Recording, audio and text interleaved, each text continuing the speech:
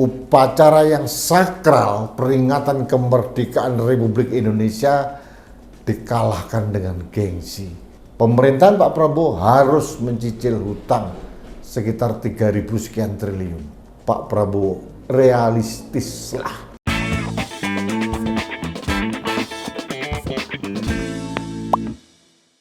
Halo sahabat Main TV, kita bertemu kembali dalam Rudy's Mind.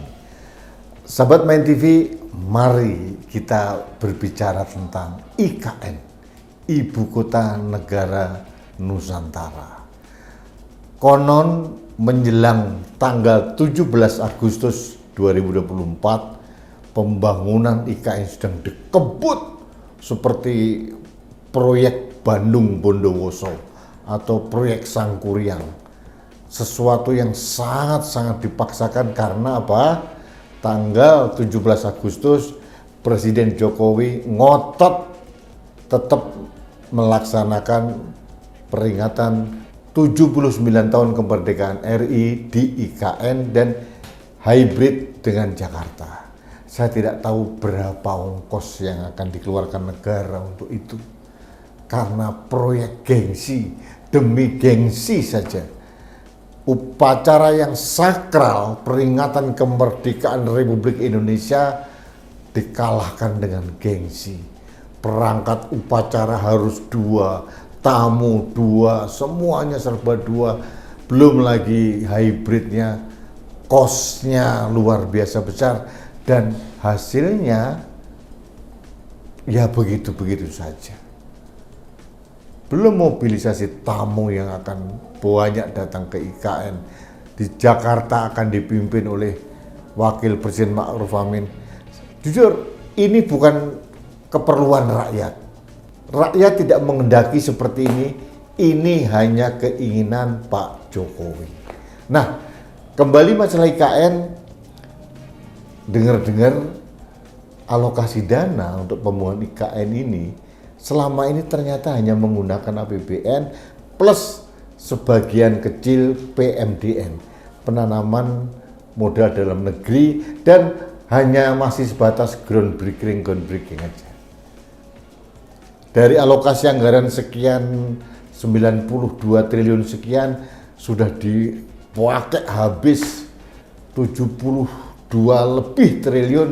Dan sisanya Pak Prabowo hanya kebagian 17 triliun untuk tahun 2025. Dan bagaimana investor asing yang dulu kata Pak Jokowi antri, membludak, mau investasi di IKN, ternyata tidak ada apa-apa, nol besar. Nah, terkait dengan IKN ini, saya hanya memberikan appeal kepada Pak Prabowo. Pak Prabowo harus lebih cermat. Kalau pemerintahan Pak Prabowo mau selamat, gak usah dipaksakan IKN itu pindah buru-buru, Pak. Apalagi kemarin kita mendapatkan laporan bahwa prediksi defisit anggaran 2025 mencapai lebih dari 600 triliun. Mungkin kalau dolarnya semakin menguat, rupiah melemah, bisa sampai 800 triliun defisitnya saja. Pak Prabowo punya program banyak. Katanya memberikan asupan gizi buat anak sekolah, dan program ini, program itu, gaji guru katanya mau dinaikkan. Itu ditagih loh Pak. Dan kalau gaji guru itu dipenuhi oleh Pak Prabowo, dan kalau memberikan makanan bergizi bagi anak sekolah itu dipenuhi oleh Pak Prabowo akan meninggalkan legacy. Tapi kalau Pak Prabowo ngotot ngeber pembangunan IKN, legasinya bukan di Pak Prabowo, tapi di mantan presiden yang bernama Jokowi. Jadi sekali lagi saya hanya berharap seorang Prabowo Subianto yang tanggal 20 Oktober 2024 akan resmi dilantik menjadi presiden jauh lebih realistis dibandingkan Pak Jokowi. pembangunan IKN yang dilakukan oleh Pak Jokowi itu terlalu memaksakan diri. Bayangkan, pembangunan itu awalnya adalah keputusan lingkungan dulu, AMDAL-nya dulu, baru keputusan politik. Ini enggak. Keputusan politik dulu, baru AMDAL-nya. Ternyata sekarang ketahuan bahwa di bawah itu tidak ada sumber daya air. Akhirnya dibuat bendungan sepaku. Masalah air. Belum lagi masalah lahan. Masih ada sekian ribu lahan yang bermasalah. Makanya kemarin kepala IKN dan wakilnya dipaksa mundur karena dianggap gagal tentang pembebasan lahan dan dianggap gagal untuk mendatangkan investor. Jadi saya bingung ini Pak Jokowi ini. Dulu katanya ada advisor pemindahan ibu kota, Tony Blair. Wah, hebat. Mantan Perdana Menteri Inggris. Terus mungkin Jack Ma atau siapa lagi. Terlalu banyak orang-orang besar dan kita disuguhi pertunjukan-pertunjukan yang ternyata itu fake atau palsu. Jadi sahabat Main TV, kembali lagi kepada Pak Prabowo. Tinggalkan legacy buat Pak Prabowo. Jangan memaksakan diri membangun IKN dengan dana yang sangat tidak masuk akal. Masa kita mau hutang lagi? Kita sudah mencapai 39 sekian persen dari PDB hutang kita. Sudah lebih dari 8.000 triliun hutang pemerintah saja. Belum hutang swasta. Konon nanti selama 5 tahun ke depan, pemerintahan Pak Prabowo harus mencicil hutang sekitar 3.000 sekian triliun. Luar biasa. Jadi bebannya luar biasa. Kita nggak punya lagi keleluasaan. Pendapatan negara juga terbatas. Masa rakyat yang sedang kesusahan ini harus dipaksa, diperes lagi sesuatu yang sudah kering dengan penambahan pajak, penambahan apapun untuk membangun IKN yang tidak diperlukan oleh rakyat. Jadi sekali lagi Pak Prabowo realistis lah. Kalau kita mau pindah IKN, monggo silahkan. Tapi dalam kurun waktu yang realistis, 15 tahun, 20 tahun, atau nanti kalau 2045 sudah klop, kita pindah silahkan.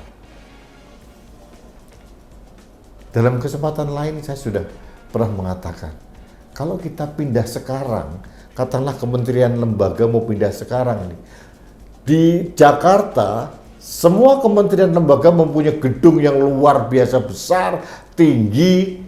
Nah, gedung-gedung itu mau diapakan? Mangkrak, kosong, jadi rumah hantu. Dulu wacananya adalah pengusaha akan membuat deal BOT. Pengusaha mendapatkan gedung bekas kementerian yang ada di Jakarta, tapi mempunyai tanggung jawab membangun gedung kementerian serupa di IKN. Tapi kan itu hanya di atas kertas, tidak dilaksanakan.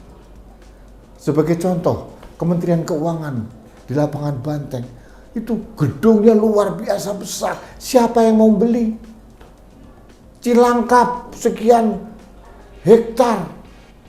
Oh, dimangkrakan begitu saja. Mabes Polri buat apa?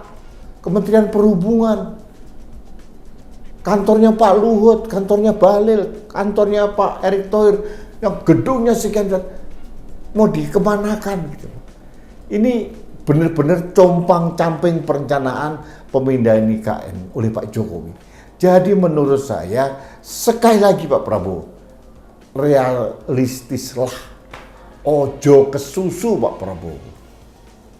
Hitung dengan cermat. Yang paling dibutuhkan rakyat sekarang adalah stabilitas harga sembako. Harga beras diturunkan, gas diturunkan, subsidi BBM yang katanya itu semakin rendah, ya kasihlah insentif kepada rakyat. Tarif listrik jangan dinaikkan. Jadi sekali lagi Pak Prabowo, kalau Pak Prabowo mau selamat 5 tahun pemerintahannya, jangan memaksakan diri. Dan saya percaya dalam suatu kesempatan Pak Prabowo pernah mengatakan, saya akan menempuh strategi yang berbeda dibanding pendahulu saya dalam pembangunan IKN. Nah itu keren. Rakyat menunggu, kami menunggu. Dan menurut saya sampai detik ini Jakarta masih layak menjadi ibu kota negara. Kalau nanti mau pindah silahkan, sekali lagi silahkan, tapi jangan makso, jangan gerusa-gerusu, nanti saja 15, 20 tahun atau mungkin nunggu 100 tahun kemerdekaan Republik Indonesia, ini baru keren. Jadi sahabat Main TV, itu opini saya terkait dengan IKN. Karena apapun terjadi, kita harus menyelamatkan bangsa ini, kita harus juga jangan membiarkan pemerintah seenaknya sendiri mengelola negara ini, uang sebagian besar dari uang rakyat. Jadi mohon Pak Prabowo hati-hati, sekali lagi Pak Prabowo realistislah, ojo ke susu, itu pesan saya. Baiklah Sobat Main TV, itu opini saya terkait dengan IKN. Kita bertemu kembali dalam Rudy's Mind berikutnya. Sampai jumpa.